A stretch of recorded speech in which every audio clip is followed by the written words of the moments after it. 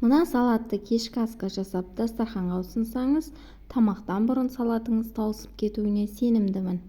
Сәлем оқырмандарым, бүгін сіздермен оңай және тез жасалынатын, дәмі ауыздарыңызда қалатын пайдалы көкөністерден жасалынған салат дайындаймыз. Видеоны мұқият қарап шығып, сіз де жасап көріңіз.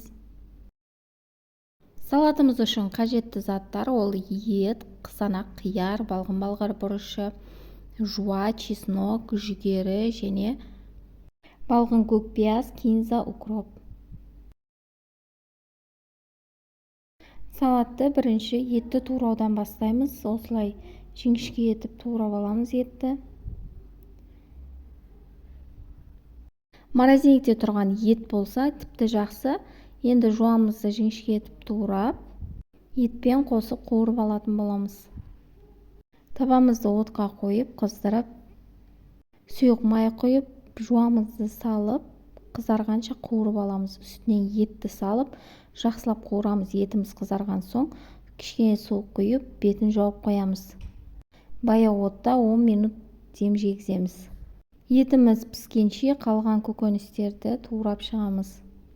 Балғын болғыр бұрышын осылай ұзынша етіп турап, енді қиярымызды осылай терка көмегімен турап аламыз. Көкөністеріміз неғұрлым балғын болса, соғұрлым дәмді шығады салатымыз. Енді қызанағымыздың жұмсақ емес жерлерін, етті жерлерін кесіп аламыз. Сол етті жерлерін ғана турап шығамыз ұзынша етіп.